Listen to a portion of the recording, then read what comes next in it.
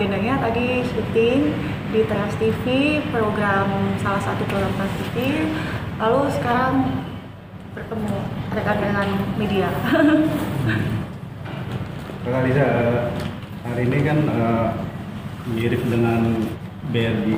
Ya, betul. Karena emang diminta sama tim kreatif untuk berdandan look like a Barbie. So, emang didandani kayak gini emang karena temanya, bukan karena sayanya datang seperti ini, bukan, tapi memang diminta untuk berdandan like a Barbie karena memang lagi viral kan. Video yang saya posting waktu itu tuh ternyata viral. Karena saya posting itu akhirnya ada beberapa challenge Barbie lainnya yang mengikuti banyak sekali. Itu kalau boleh tahu predikat sebagai mirip dengan Barbie sejak kapan itu dinilai seperti itu? Ya, itu sih sebenarnya berawal dari netizen sendiri ya yang menamai dan memanggil Queen Barbie lah, half human half doll lah gitu.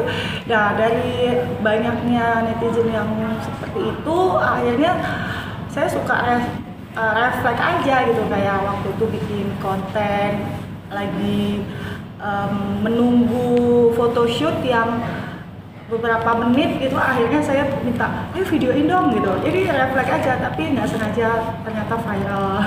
Akhirnya diikutin banyak konten kreator. Ada beban nggak sih ketika ada predikat half doll, half human gitu kan, atau mirip Barbie gitu? Ada beban nggak sih? Sebenarnya sih nggak beban karena itu branding, memang sudah di branding seperti itu. Kalau untuk di dunia media sosial itu is okay, tapi untuk daily activity ya saya biasa aja. nggak dibuat-buat seperti ini. Ini kan karena setelah ada syuting tadi di Trans TV. Jadi kedepannya akan menguatkan karakter ini atau seperti Ya, brandingnya seperti itu. Dan mau fokus buat nyanyi karena udah selesai dengan kontrak Miss Asia. Nah, berarti aktivitasnya sempat akan beralih ke nyanyi atau tetap kayak modeling dan segala macam tetap jalan atau gimana? Ya, modeling masih tetap tapi tidak terlalu banyak. Kayak hanya sebagai misalkan bulan depan saya ada diminta untuk beberapa judges, kegiatan modeling kids, kegiatan duta-duta daerah itu saya diminta untuk menjadi juri, saya masih terima. Tapi kalau buat terima job model mungkin lebih selektif karena lebih fokus ke nyanyi aja. Banyak disebut sebagai Barbie hidup gitu, maksudnya untuk dari segi perawatan seperti apa, lebih terjaga kah atau seperti apa? Ya, perawatan saya sih lebih ini ya, karena kulit sensitif jadi nggak mau aneh-aneh juga gitu. Tapi kalau untuk mungkin lebih cantik lagi itu memang ada beberapa treatment yang saya jalani setiap bulan di klinik kecantikan. Kak pernah bilang nggak sih Barbie hidup gitu? Iya, banyak. Justru karena itu makanya kebawa lah itu karakternya sampai saat ini.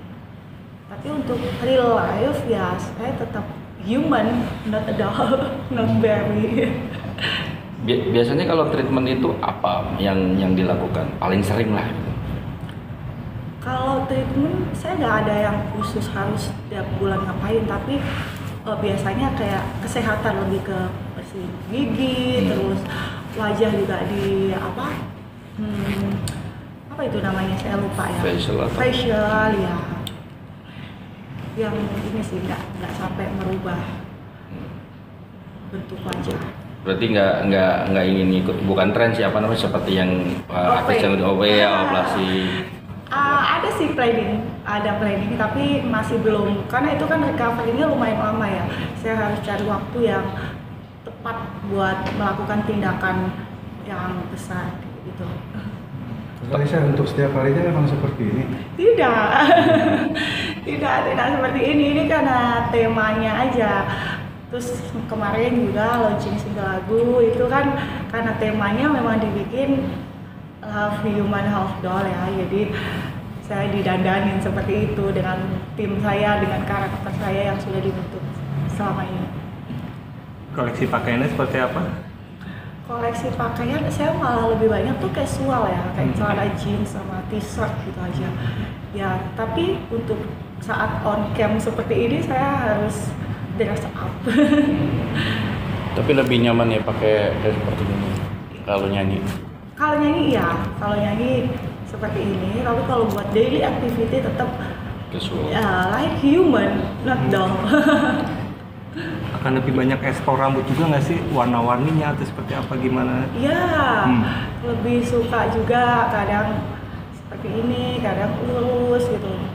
Ya, suka juga. Kalau saya masih banyak ya tanggapan netizen itu yang Banyak sekali. Namanya pro dan kontra itu pasti ada. Yang penting kita menyikapinya dengan bijak, nggak usah terpancing gitu kan. Mereka juga nggak kenal kita yang aslinya. Dihujat itu sudah biasa kalau memang menjadi public figure. Kalau nggak kuat ya jangan jadi public figure, bobo aja di rumah atau kan di belakang layar aja gitu. Itu kan udah resiko seorang public figure, harus siap ya dikritik, dibully, di apa, tapi bukan